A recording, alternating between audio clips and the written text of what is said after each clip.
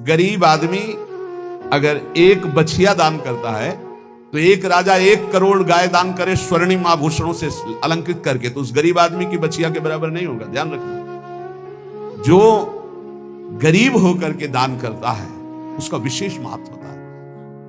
उसकी 4 रोटी उसके पूरे जीवन के कमाई मेहनत से, और तुम 4 करोड़ ऐसे, तो उसकी रोटी के बराबर नहीं हो सकता है।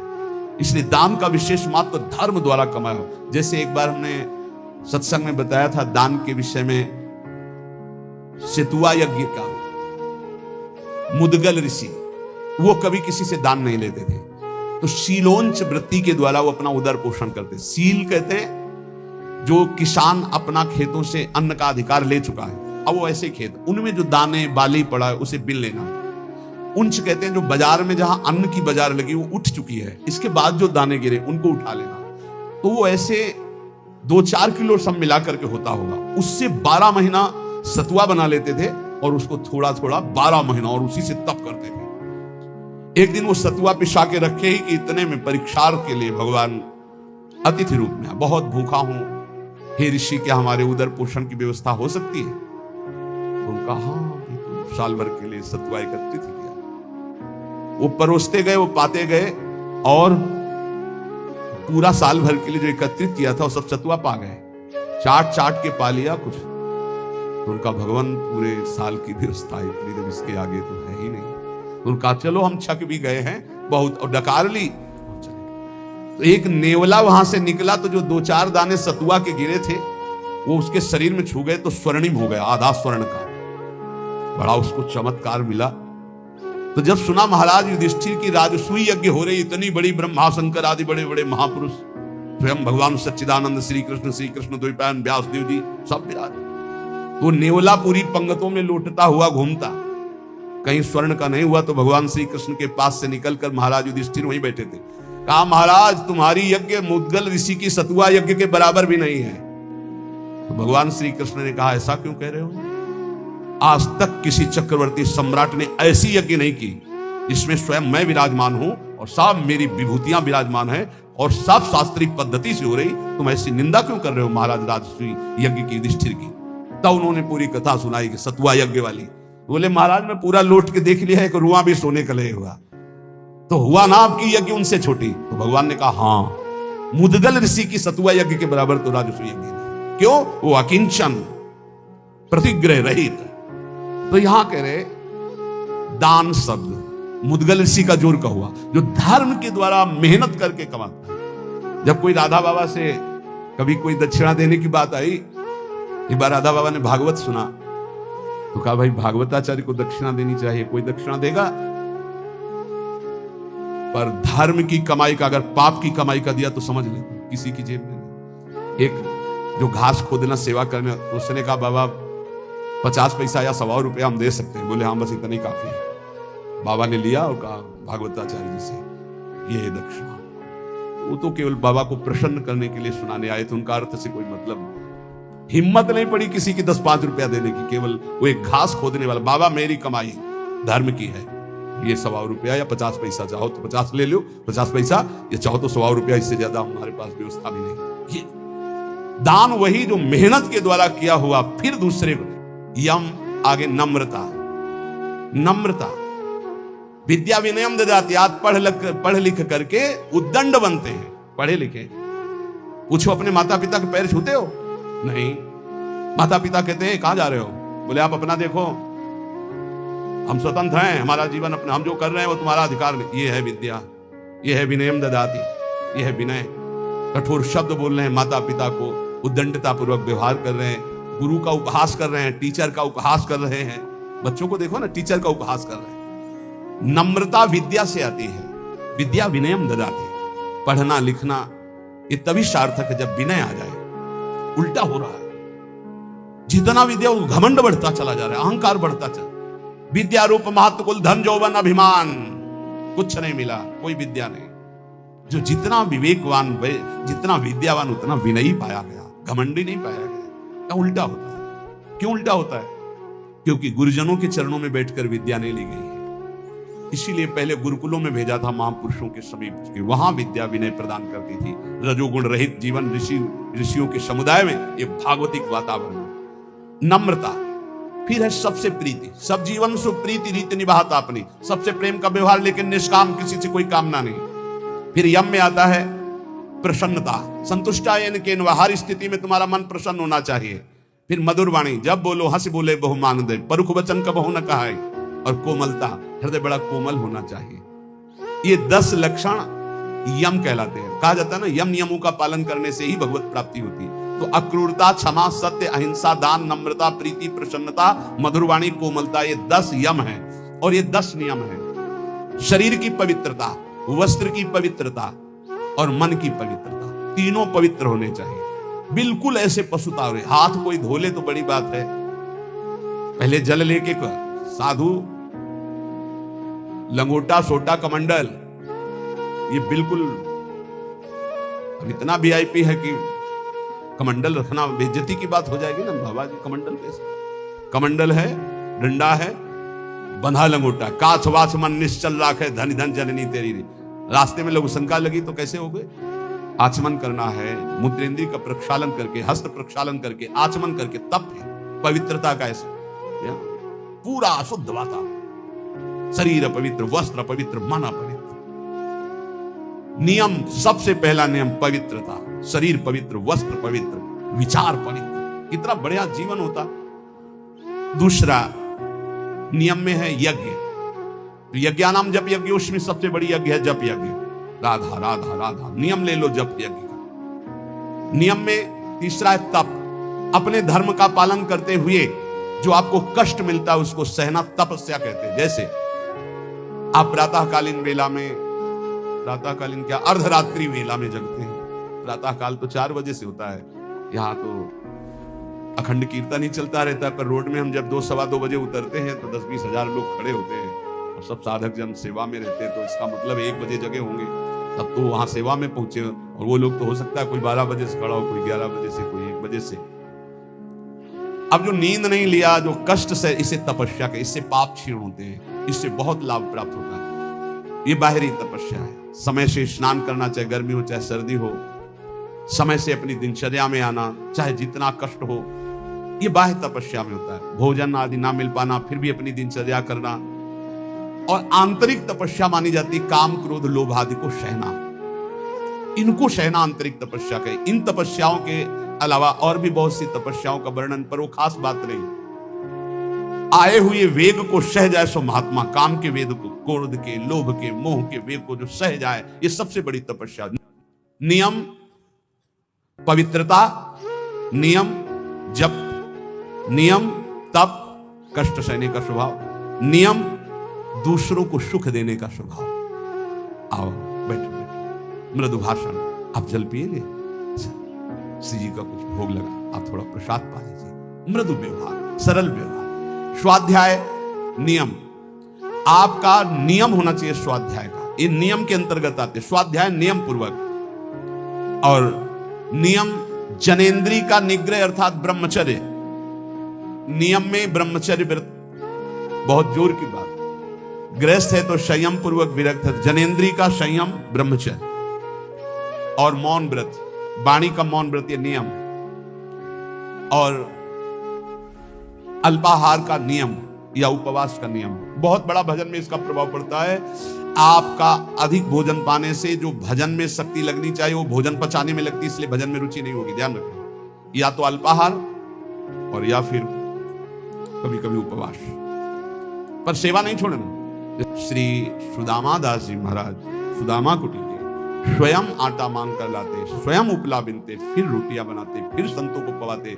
उनकी मेहनत ऐसा रंग लाई कि तब से लेके आज तक शास्त्रों संतों की सेवा ऐसे होती रहती है। अपरिचित कोई भी संत जाए, पाए और बना रहे। बारंडा बड़े बड़े बने, आसन लगाए, 10-5 दिन खाए पिए पड़ा रहे। आज भी वो सेवा चल रही। संत सेवा अगर मिल जाए, परोसना है, पत्तल उठाना है, पोछा लगा, ये अहोभाग्य समझा जाए। इसको ऐसा ना समझा जाए कि एकांत में बैठकर भजन करना ज्यादा अच्छा है, लेकिन इनके बीच नहीं। मन की गति को संभाल पाना बहुत कठिन है। आज एकांत के लिए भजन के लिए कर रहा है, कल एकांत के लिए भोग के लिए कहेगा, इसका कोई विश्वास नहीं। गुरु प्रदत्त दिनचर्या को कभी ना तोड़ा जाए। और 10 वर्ष एक ही दिनचर्या चलाई जाए, मन शांत हो जाएगा, अपने आप देख लेना। ये नियम है। अल्पाहार नियम बना लो अल्पाहार का। एक साधु की, साधक की दिनचर्या भोजन की होनी चाहिए।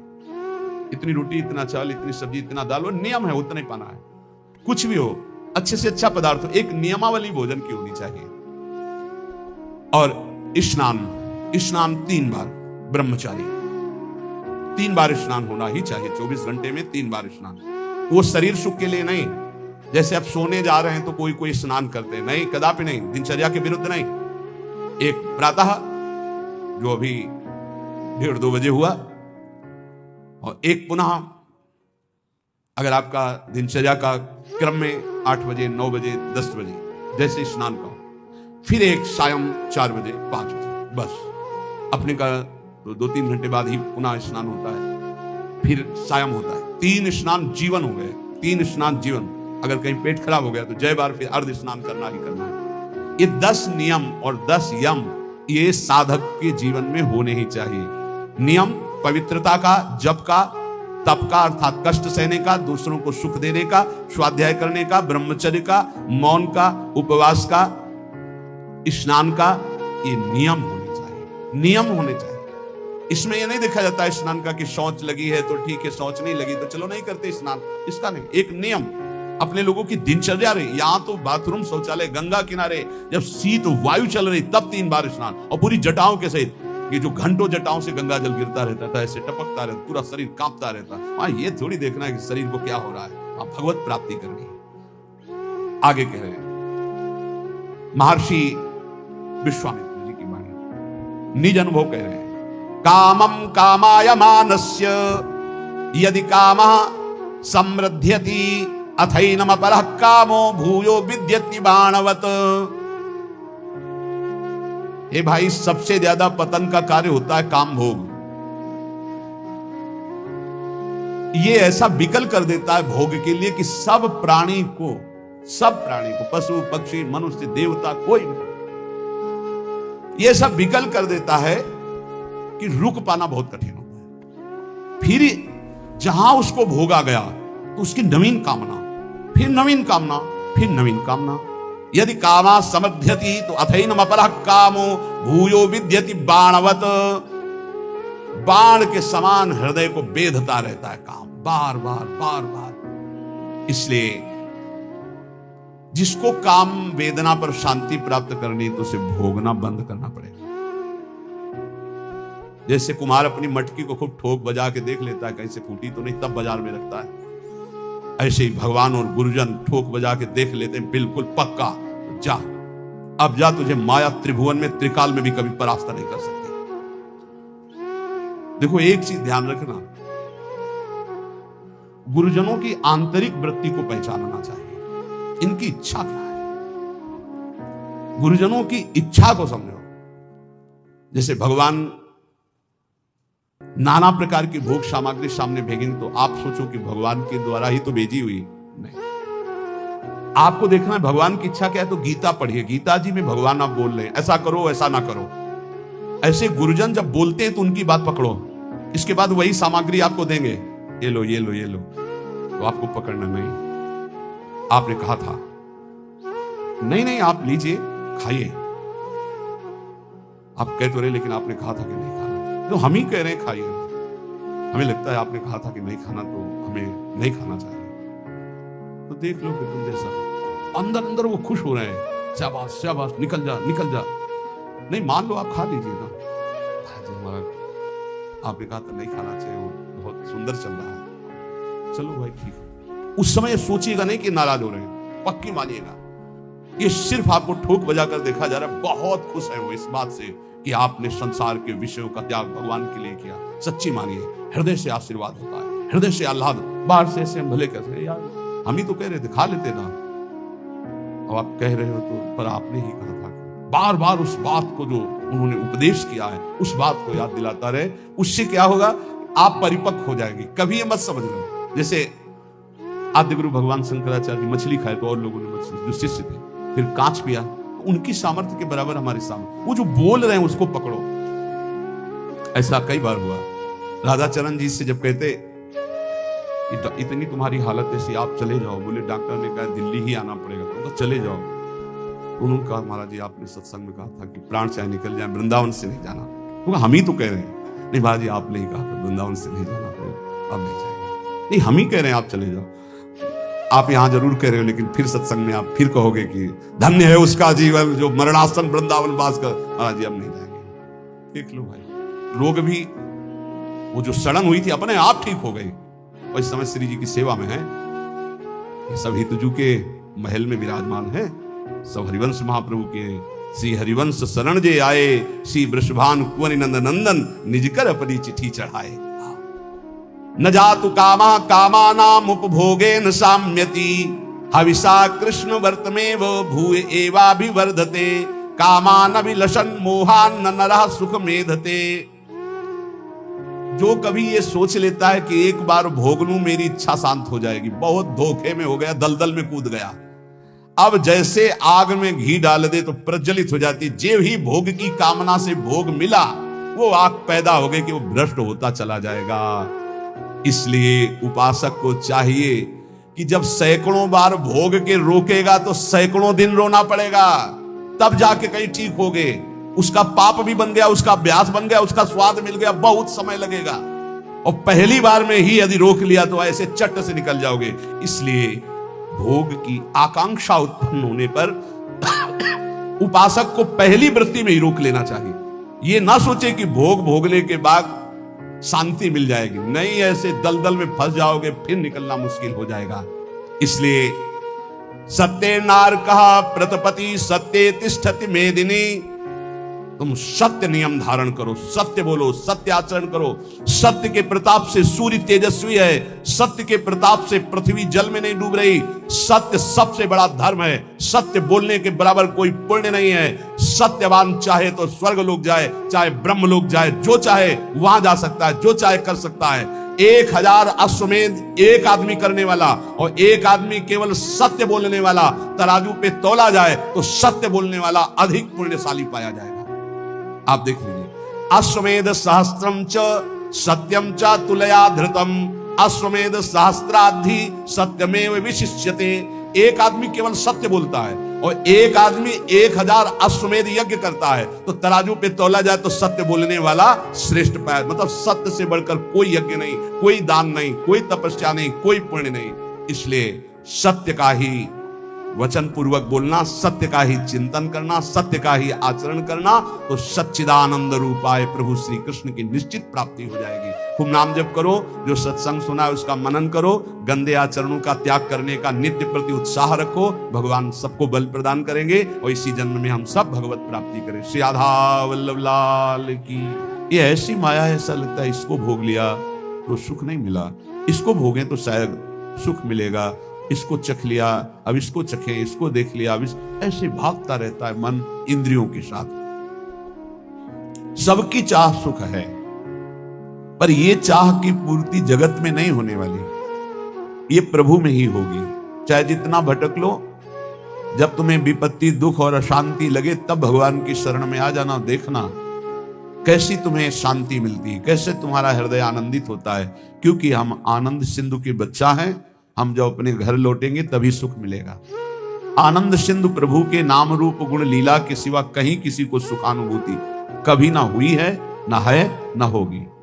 इसलिए श्रीपाद प्रबोधानंद जी महाराज कहते हैं, नश्वर श्रुत धन जाया दिशु हरिमाया मयेषु न प्रयासम, पुर पुरुषार्थ शिरोमणि माचिनु वृंदावने स्वयं पतितम। हे भाई, यदि तुम पुत्र में आसक्त होते हो, पत्नी में आसक्त होते हो, धन में आसक्त होते हो, मकान में आसक्त होते हो, मित्रों में आसक्त होते हो, तो तुम्हें रोना पड़ेगा, तुम्हें दुखी होना पड़ेगा, क्योंकि ये संबंध और ये शरीर सब नाशवान है। नश्वर सुत धन जायादिषु हरि माया मयेषु, यही हरि माया है। हरि और माया, हरि अंतर में चुपचाप मौन शांत गुप्त बैठे हैं और माया प्रगट में चंचल दिखाई दे रही है। ये जो शरीर, ये जो इंद्रियां, जो मन, जो स्वभाव, ये सब मायाकृत है। जो मैं है वो हरि का अंश है, वो हरि स्वरूप है, वो माया में नहीं है, वो मायातीत है, त्रिगुणातीत है।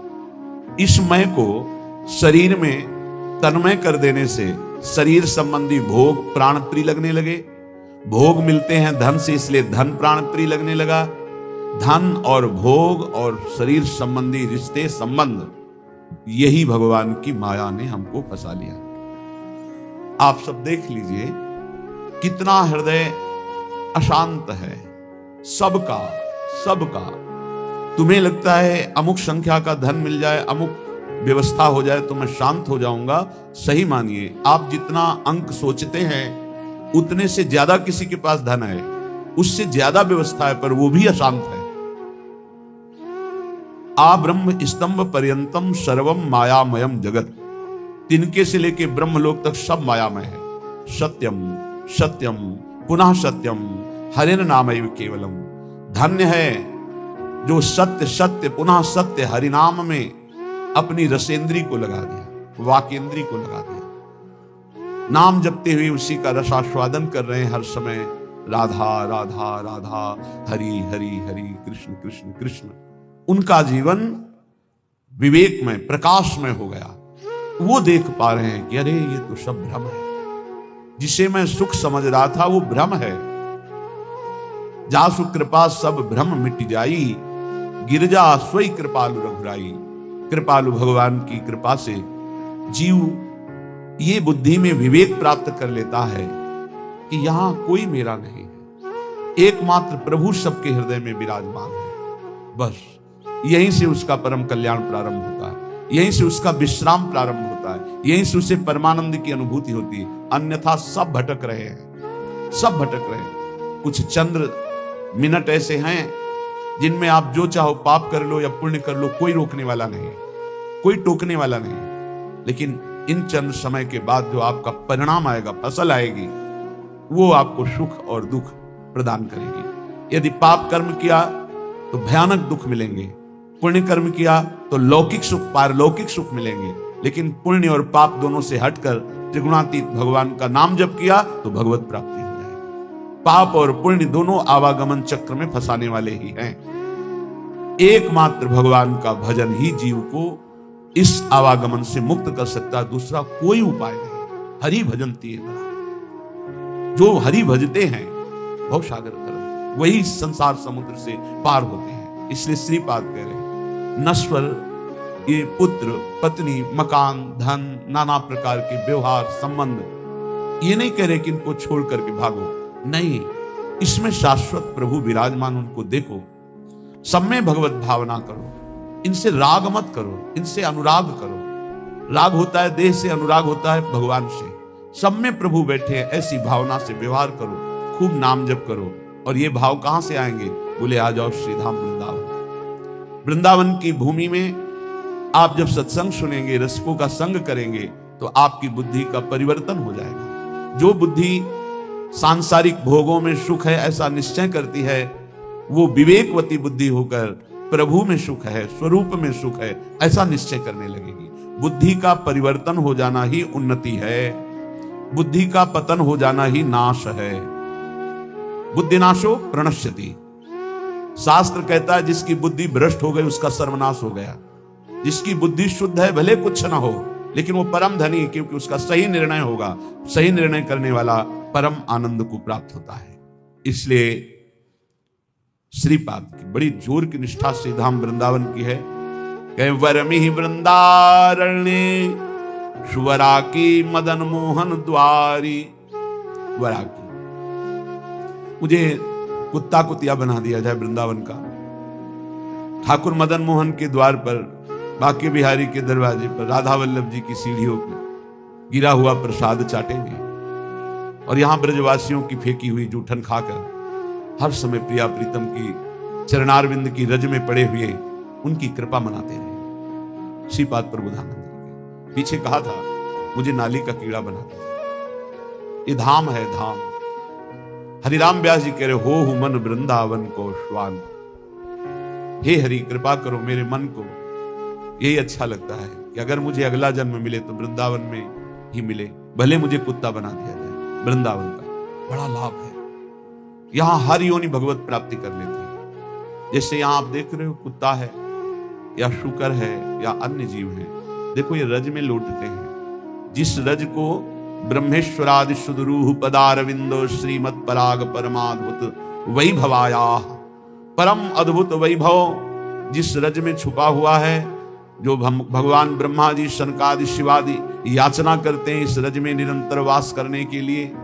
जो रज शिव शनकादि के याचत सो रज शीस चढ़ाऊं, उस रज में वो श्वान रात दिन सोता है, रात दिन उसी में शयन करता है। भोजन मिलता है तो उसी रज में मिलता है, और प्राण निकलते हैं तो इसी रज में निकलते हैं। और वृंदावन प्रभाव सुन अपनो ही गुण देत, जैसे बालक मलिन को मात गोद भर लेत। यहां जिसका भी शरीर छूटता है, ये धाम है, वो भगवत प्राप्त हो जाता है, वो प्रियाजू को प्राप्त हो जाता है। भगवान शंकर जिनके नाम की महिमा से काशी में मोक्ष प्रदान करते हैं, वो हरि जिनका नाम जप करते हैं, ये उनका धाम है, प्रियाजू का, वृंदावनेश्वरी का धाम है, ये राधा निकुंज वाटी वृंदावन है। इस रज में जो प्राण त्यागता है वो सीधे प्रियालाल के निज धाम दिव्य वृंदावन को प्राप्त होता है, चाहे पशु हो, पक्षी हो, मनुष्य हो, कोई हो। यहां साधन प्रभाव नहीं है, यहां धाम प्रभाव है। वृंदावन प्रभाव सुनो अपनो ही गुण दे, अपना गुण देता है वृंदावन, क्या परम पद प्रदान कर देता है। इसलिए कह रहे वरमि वृंदारण्य, इस वृंदावन में जो सब धामों का मूल है, शुभराकी मदन मोहन द्वारी, प्रिया प्रीतम के यहां दिव्य रूप विराजमान है। आज आप जब विठ्ठल विपुल देव जी का पूजन होगा तो आप सुनेंगे बिहारी जी महाराज कौन है, साक्षात प्रिया प्रीतम। राधा वल्लभ लाल जी कौन, साक्षात प्रिया प्रीतम। राधा रमण जी साक्षात प्रिया प्रीतम। ये किसी मूर्तिकार की रचना नहीं है, ये स्वयंभू स्वयं प्रिया प्रीतम मिलित रूप। ये वृंदावन धाम है, धाम है। नेत्र पावन नहीं इसलिए तुम्हें मूर्ति नजर आ रही, नहीं तो राधा रमण जी, राधा वल्लभ जी, राधा बाके बिहारी जी साक्षात प्रिया प्रीतम विराजमान। इनके दरवाजे में इनकी जूठन मिलती रहती है, हम तो धन्य मानते। एक बार किसी भक्त ने प्रश्न किया था, आप राधा नाम की इतनी महिमा करते हैं, ये वृंदावन के भिखारी लोग राधे राधे बोलते हैं, एक एक 10-10 रुपया मांगते हैं, तो क्या इस विषय में आपका क्या विचार है? क्या इनका सही चरित्र है? राधा राधा कह के, राधे राधे कह के रुपया मांगते हैं।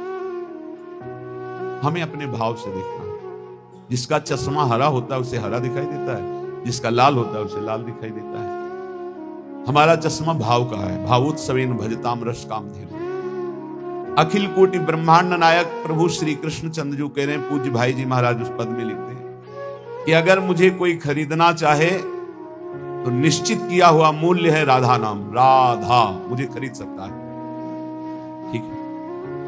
उनके चरणों में लक्ष्मी जी सदैव चापती रहती है, हरि के चरणों को। और वो राधा कहकर 100 रुपया पूरे दिन में या 200 रुपया इकट्ठा किया और कहीं खोली लिए हुए वृंदावन में छोटी कुटिया लिए हुए आटा दाल ला के खाता है, वृंदावन वास करता है। आप उसे भिखारी समझते हो? आप उसे नीच समझते हो? आप उसको इस वृत्ति को नीच समझते हो? और जो करोड़ों का गफला करके एसी में सोते हैं और व्यभिचार करते हैं, मांस मदिरा पाते हैं, उनको बड़े आदमी समझते हो? अरे इनके चरणों की रज के समान कोई बड़ा आदमी नहीं है। इनसे बड़ा कौन होगा जो रात दिन बिहारी जी के दरवाजे पे बैठे हुए हैं, 100 200 500 मिले उसी में खोली का किराया देते हैं, उसी से वो दाल रोटी ला के खाते हैं, मजीरा बजा कर राधा राधा कीर्तन करते हैं और वहीं लुढ़क के सो जाते हैं। दिन में रात्रि में उस कुटिया में पहुंचते हैं। आप क्या समझते हो? एक दिन एक संत भगवान को देखा, वो पद गाते रहते, पधार गए, 25 वर्ष पहले की बात होगी। रसखान जी के पद, बड़े बड़े रसिकों के पद गाते रहते थे, 100 200 500। इसके बाद राम जी आई में एक दिन भिक्षावृत्ति के लिए वहां, तो देखा वो बांट रहे थे एक एक वस्त्र, कुछ रुपए और भोजन सामग्री। उनको देखा कि अरे ये तो 10-10 रुपए वहां एकत्रित करते थे। नजदीक गए और कहा, बाबा ये आपकी तरफ से आपका कोई भगत? बोले नहीं, जो बिहारी जो दे देते हैं उससे हमारा काम चल जाता है, जो बच जाता है वो ऐसे संत से। क्या आप समझते हो? आप इन भिक्षुकों को क्या समझते हो, जिनके दर्शन करने के लिए पूरा जीवन हो जाता है, लोग एक बार भी नहीं आ पाते, रोज उनके दरवाजे में बैठ के उनकी जय बोलते हैं। आप इन भिक्षुकों को आप क्या समझते हो? वृंदावन के भिखारी किनके भिखारी हैं? बाके बिहारी के दरवाजे के, राधा वल्लभ लाल के दरवाजे के। आप विषयों के, भोगों के, पापाचरण के भिक्षुक हो आप देख लो, हमारी बात कड़वी लगेगी, आप उनको भिखारी समझ रहे हो जो 100 रुपए में संतोष करके धाम वास कर रहे हैं। तुम अपने को देखो, करोड़ों ने भगवान ने दिया, फिर भी तेरे अंदर संतोष नहीं, फिर भी तू भगवान की दिन भर जय नहीं बोलता, फिर भी दिन भर भगवान का नाम कीर्तन नहीं करता। वो उनके धाम में रहते, उनके नाम में रहते, बाहरी दोष दर्शन करके अपने हृदय को मलिन करके धाम से चले जाते हैं बहिर्मुख लोग, यहाँ कुछ ले नहीं पाते। इसलिए यहाँ के भिक्षुकों की शरण हो जाओ तो बिहारी बिहारी जो प्रसन्न हो जाएंगे। आप क्या समझते हो, ये जो बिहारी, जो राधा वल्लभ जी इनके दरवाजों में, जो गलियों में यहाँ बैठे हैं, तुम साधारण नहीं समझना, साधारण मत समझ लेना। ये धामवासी हैं, महान योगियों को भी पवित्र करने की सामर्थ्य रखने वाले ये हैं। बाहरी तुम्हारे नेत्र हैं, इसलिए तुम्हें दिखाई नहीं देता। श्रीपाद जैसे महापुरुष कह रहे, वर्मी वृंदारण्य सुवरा की मदन मोहन द्वारी। एक माई को देखते हैं, विदेशी माई है, 2500 कुत्तों को यहाँ के दूध, डबल रोटी, बिस्कुट, रोज उसके चरणों में प्रणाम करते हैं जब दृष्टि पड़ती है। धन्य है माई, तेरा जन्म तो कहीं विदेश में हुआ, पर बिहारी जी की असीम कृपा है कि इन परम हंसों का तो सेवन कर रहे। ये कौन है जानते हो? श्रीपाद जैसे महापुरुष कह रहे हैं, मुझे कुतिया कुत्ता बना दिया जाए, मदन मोहन के द्वारे पे पड़ा रहूंगा।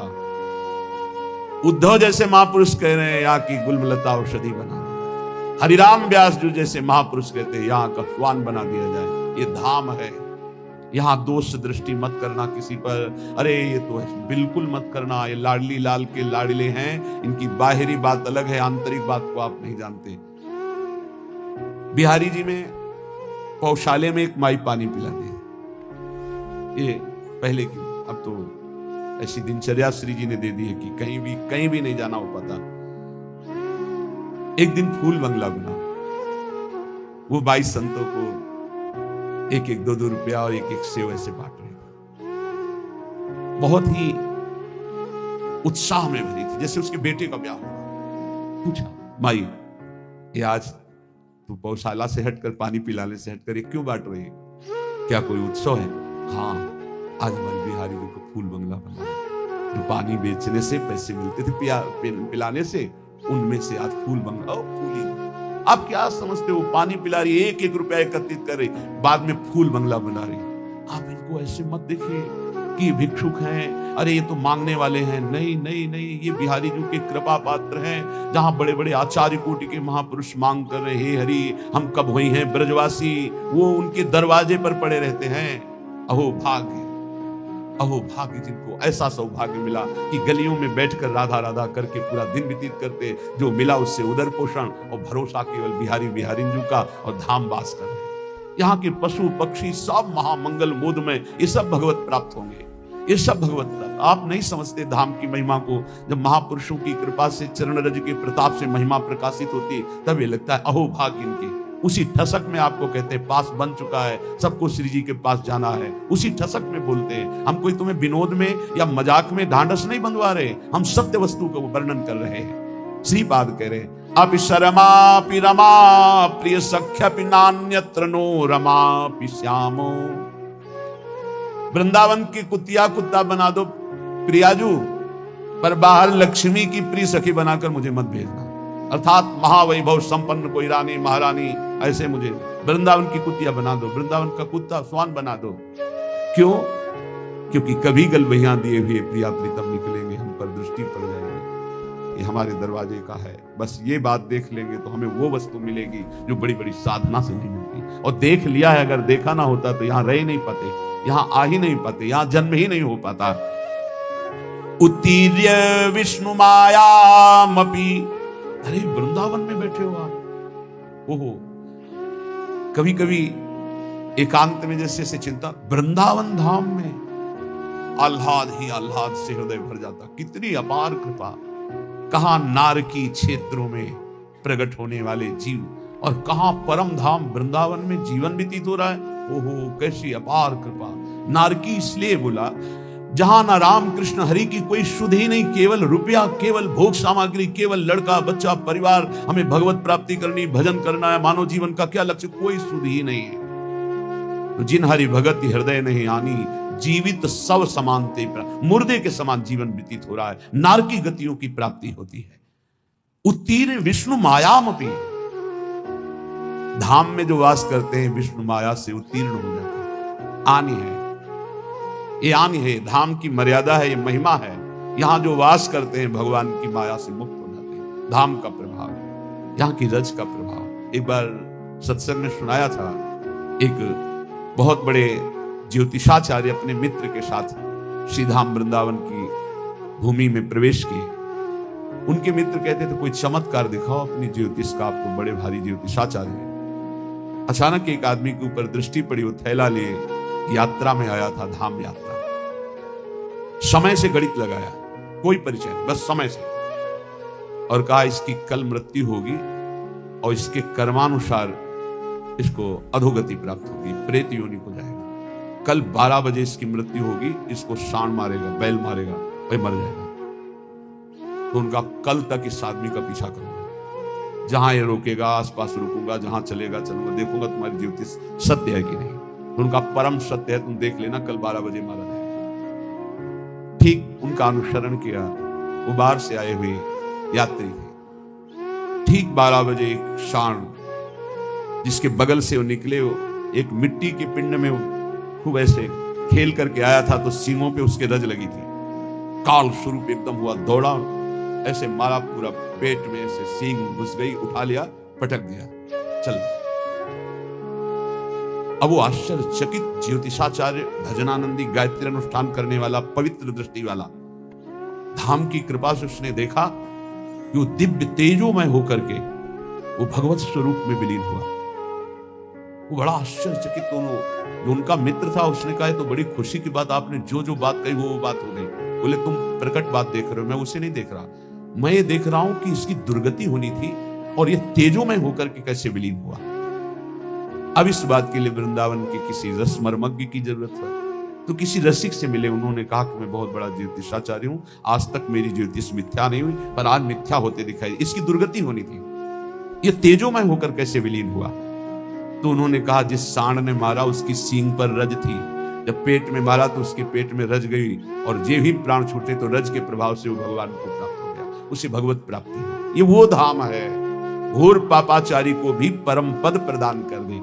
उत्तीर्ण विष्णु मायामपि, भगवान की माया से मुक्त होने के लिए सहज करुणा बरस रही। अगर भगवान ने माया का खेल रखा है तो उससे मुक्त होने के स्थान भी बना दिए। मोक्ष चाहिए तो जाओ काशी में, मरने के लिए टिक जाओ कि मृत्यु पर्यंत आमरण काशीवास करूंगा, पक्का मोक्ष हो जाएगा, इसमें कोई संशय नहीं। भगवान मच्छर को भी मोक्ष पद प्रदान करते हैं, भगवान शिव वहां मच्छर को भी। एक बार एक सिद्ध महापुरुष के पास कुछ लोग चल रहे थे काशी में, तो गटर में देखा कीड़े बिल, तो कहा गुरुदेव क्या इनको भी मोक्ष प्राप्त होता है? ये भी तो काशी में है। मतलब अपने लोग वेदांत पढ़ रहे हैं, साधना कर रहे हैं, मोक्ष प्राप्त हो जाए वो तो, लेकिन क्या इनको भी प्राप्त होता है? कहते काशी में सबको प्राप्त होता है। तो उन्होंने स्पर्श किया और कहा आप देख। तो देखा जितना कीड़ा मर रहा था सबको भगवान से उपदेश कर रहे हैं, सबको नाम का उपदेश करके मोक्ष पद, सब दिव्य रूप से अपने स्वरूप में स्थित होते जा रहे हैं। ऐसे इस धाम की महिमा दिखाई गई। जो जीव शरीर छोड़ता है तो ये दिव्य सखियां के राधा नाम सुनाती है और वो प्रियालाल को प्राप्त हो जाता है। ये धाम की महिमा। उत्तीर्ण विष्णु मायामपि, जो धाम का आश्रय ले लेता है वो माया मुक्त। धाम का वास करना अखंड और धाम का आश्रय ले लेना दोनों समान है। जो वास नहीं कर सकते वो आश्रय ले ले। प्रियाजू के चरणों की शरणागति, धाम का आश्रय, राधा नाम का जप, अच्छे आचरण, बाहर रहकर भी आपको धाम की ही प्राप्ति होगी, जो धाम वासी की गति होती है। आश्रय आपने धाम का लिया। वनितायाम अविश्वसन प्राज्ञः। अब एक सावधानी कहते हैं, ये काम वेदना हमें भगवान की मार्ग से भ्रष्ट कर देती है, गिरा देती है। तो जो परस्पर शरीर भोगाकर्षण है उसे हम केवल वनिता शब्द से ही नहीं जोड़ते, उसे हम अर्थ भाव में लेते हैं। परस्पर जो काम भोग की आकर्षण वृत्ति है, इस आकर्षण वृत्ति पर संयम किया जाए, चाहे जहां हो चाहे जो भी हो। अगर इस पर संयम नहीं करोगे तो ये तुम्हारा सर्वनाश कर देगा और कभी तृप्ति होने वाली है नहीं। तद भय चकिता सततम निवसति वृंदावनेति निर्विण्णा। भयभीत हो जाओ, ये काम वृत्ति सुख प्रदान करने वाली नहीं, तुम्हारा नाश करने वाली है। जो शरीरधारी व्यर्थ में वीर शक्ति का नाश करते हैं वो खोखले हो जाते हैं, दिमाग काम नहीं करता, शरीर काम नहीं करता, सोच मंद पड़ जाती है, जठराग्नि मंद पड़ जाती है, उत्साह मंद पड़ जाता है, बहुत तरह की हानि है। मत मानो किसी की भी बात जो वीर नाश के लिए सपोर्ट करते हैं वो मलिन बुद्धि है। कोई ब्रह्म ऋषि बोल रहा हो हमें बताना, कोई शास्त्रज्ञ बोल रहा हो हमें बताना, जिसको शास्त्रों का प्रमाण हो और प्रमाणित करके हमें बोले। डॉक्टर पार्थिव शरीर के केवल ज्ञाता हैं, तो चीर फाड़ करना, रोगों की निवृत्ति करना, इस बात पे बोलो हम आपको भगवान की तरह प्रणाम करके मानते हैं। लेकिन आप शास्त्र आज्ञा का उल्लंघन करके मनमानी बोलोगे तो तुम्हारी बात मानने वाली नहीं। शरीर संबंधी रोग निवृत्ति के लिए ऑपरेशन करना, हड्डियों को जोड़ना, रोगों की जानकारी करके उससे निरोग करना, हम प्रणाम करते हैं आपको। आप भगवान के स्वरूप हो, आप भगवान के अंश हो, आप जीवों की दुख निवृत्ति के उपाय बताते हो, धन्यवाद। लेकिन आप गर्भपात के लिए सपोर्ट करते हैं, आप भ्रूण हत्या, गर्भ हत्या कराते हैं कि ये बच्चा ठीक नहीं है, आप ब्रह्मचर्य नाश का सपोर्ट करते हैं, ये आपके लिए बहुत गलत है। क्योंकि आप जगत मंगल के लिए डॉक्टरी सीखे हैं, जगत अमंगल के लिए नहीं।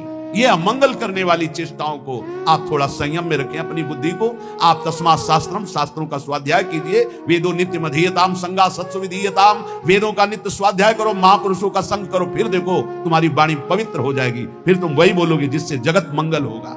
ये जो ब्रह्मचर्य नाश करते हैं व्यर्थ में, बहुत पछताना पड़ेगा, जीवन मृत्यु तुल्य हो जाता है।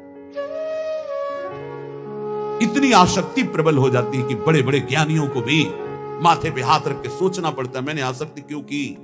ये माया का ऐसा प्रचंड स्वरूप है।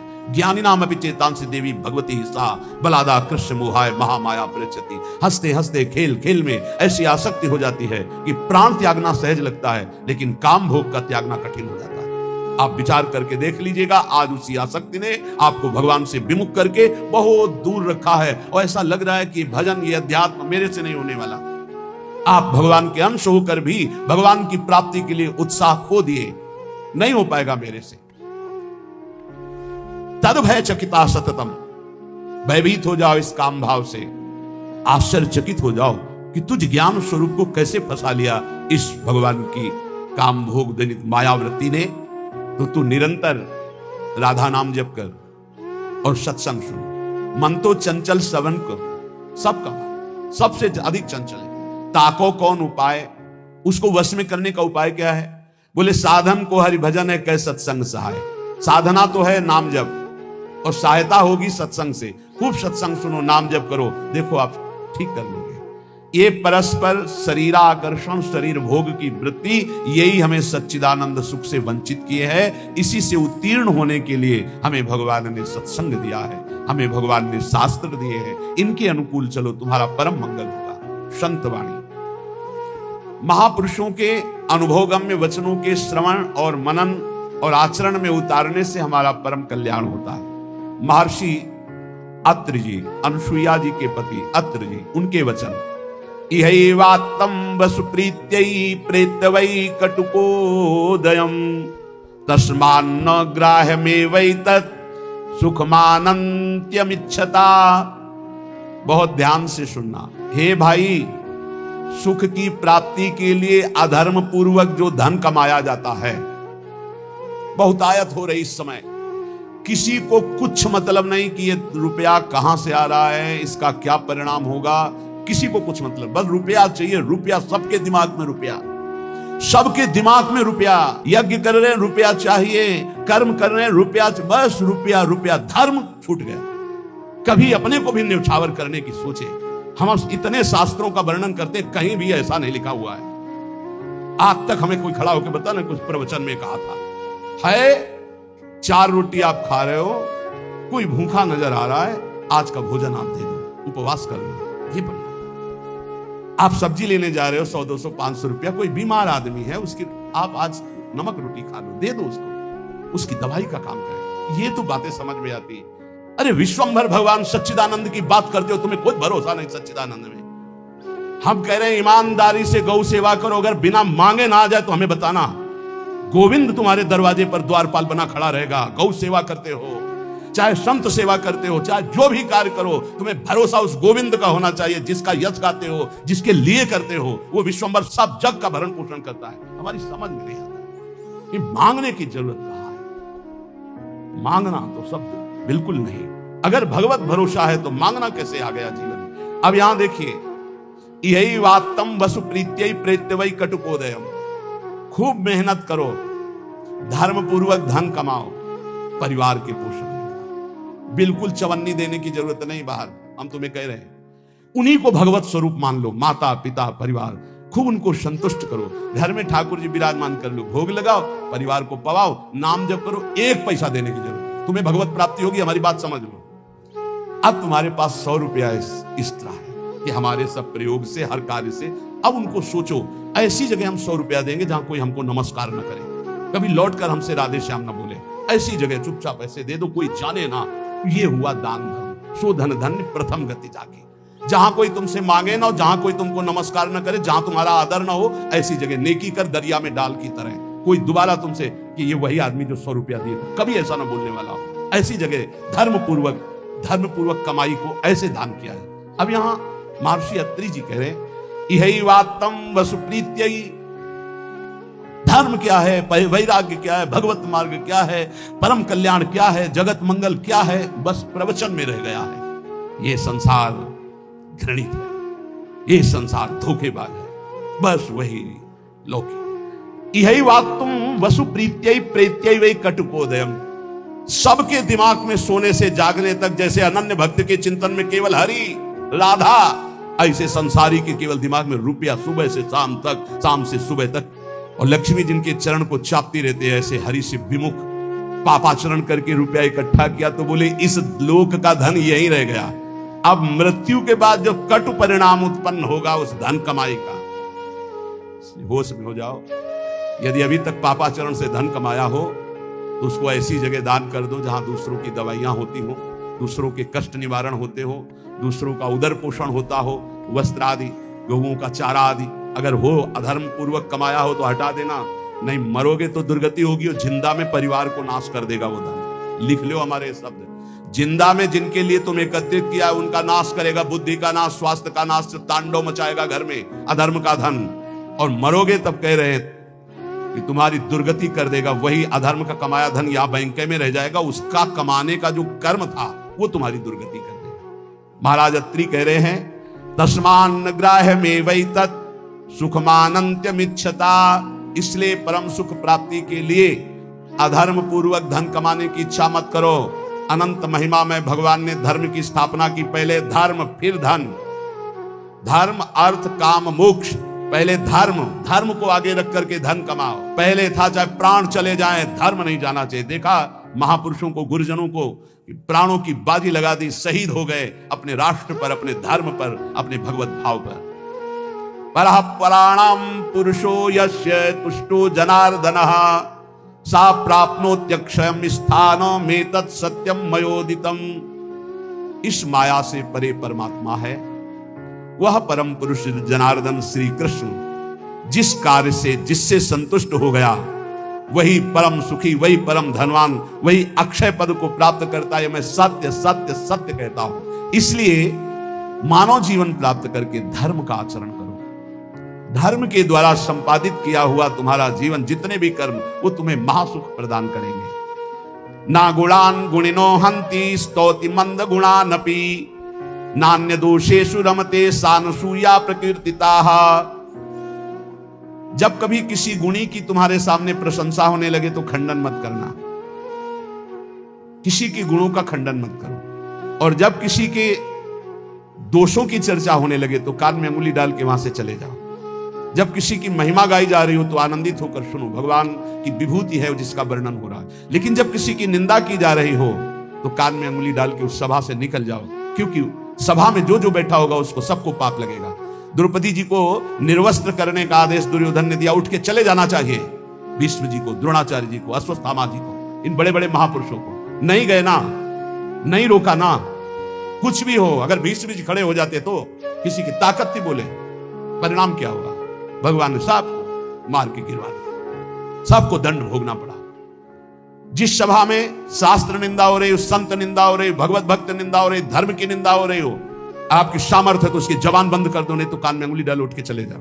उत्तम बात यही, कान में अंगुली डाल उठ के चले जाओ, क्योंकि सामर्थ्य की बात कानून विरुद्ध हो जाएगी। कुछ भी करना कानून के विरुद्ध होगा।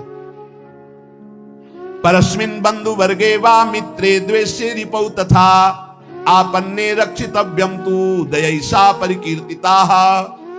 चाहे कोई पराया, चाहे कोई अपना हो, चाहे भाई हो, चाहे दुश्मन हो, यदि आप भक्त हैं तो आपका व्यवहार राग और वैर से रहित होना चाहिए। भाई के प्रति राग नहीं और दुश्मन के प्रति वैर नहीं। अगर भारी विपत्ति में भाई फंस जाए तो हम कैसे करेंगे? उसकी दुख निवृत्ति। ऐसे अगर दुश्मन भी फंस जाए तो हम उसकी दुख निवृत्ति का कार्य करेंगे। दुश्मन है, वो हमें गाली देता है, अपमानित करता है, हमारा बुरा चाहता है, लेकिन हम उसका मंगल चाहेंगे, बोले उसे भक्त कहते हैं। उसे कहते हैं वो राग द्वेष रहित भगवान का भक्त जो दयावान है। आन संशम क्षमा सत्य महिंसा दान मार्जवम प्रीति प्रसादो माधुर्यम मार्दवम च यमादस।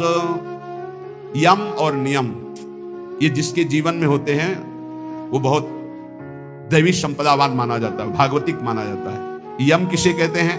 ये 10 होते हैं, यम 10 और नियम 10 होते हैं। यम पहला है आनुशंसम, अक्रूरता। किसी के प्रति भी क्रूर वचन, क्रूर व्यवहार बिल्कुल नहीं होना चाहिए। क्रूरता तब आती है जब हमारे विपरीत कोई व्यवहार करता है, तब उसके बोलने की क्रूरता हो जाती है, चेष्टा में क्रूरता हो जाती है, हृदय में क्रूरता हो जाती है। अचानक आक्रमण होता है। अगर संबोधन करके आवे कि तुम्हारी परीक्षा हो रही तो शायद साधक सावधान हो जाए, पर अचानक आक्रमण माया का होता है। वो संभल ही नहीं पाता कि मेरी परीक्षा हो रही, और वो क्रूर बोल देता है, क्रूर कर्म कर देता है, क्रूर चिंतन कर देता है। इसका मतलब यम कमजोर है, यम नियम में वो कमजोर है।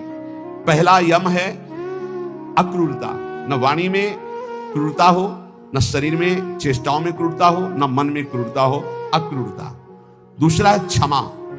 सबसे बड़ा बल है क्षमा। कोई कितना भी कैसा भी व्यवहार करे, क्षमा बल से उसे जीत लेना चाहिए। तीसरा है सत्य। सत्य के समान कोई दान नहीं, कोई पवित्रता नहीं, कोई बड़ा अनुष्ठान नहीं। वाणी से सत्य बोलने का नियम बना ले। कलिकाल है, इतना झूठ का बोल बाला है, पूछो मत। झूठ है, औरों से तो और जाने तो गुरु जी से झूठ। कई बार कहा है कि एक घर तो छोड़ दो गुरुदेव का, कम से कम उनके सामने तो सत्य बोलो। एक क्षण में उनसे भी झूठ, और जबकि पता है कि उनको पता हो जाएगा, फिर भी झूठ बोल देना। अरे भाई, फांसी थोड़ी लग जाएगी, डांट लग जाएगी, गुस्सा हो जाएंगे, पर हम सत्य बोल देंगे तो हमारा अपराध क्षमा हो जाएगा। सत्य एक जगह तो नियम ले लो तो सब जगह धीरे धीरे फिर भाव मानी संख्या से सवाल हल हो जाएगा। एक जगह सत्य बोलना शुरू कर दो। वाणी में सत्य बोलना, ये यम का नियम। अक्रूरता, क्षमा और सत्य। हमारा जब वाणी में सत्य होगा तो आचरण भी सद आचरण होंगे, फिर हमारा विचार भी सद विचार होगा, और संग भी सदसंग होगा। यम अगला सत्य के बाद अहिंसा। किसी की भी हिंसा न करना, न मन से, न वचन से, न कर्म से। सत्यम, अहिंसा और दान। सुधन धन्य प्रथम गतिया की दान। बस दान का तात्पर्य इतना ही समझ लो, अहंकार रहित त्वदीयम वस्तु गोविंदम तुभ्यमेव समर्पये। हे प्रभु, आपके द्वारा दी हुई वस्तु तो ये परिवार से थोड़ा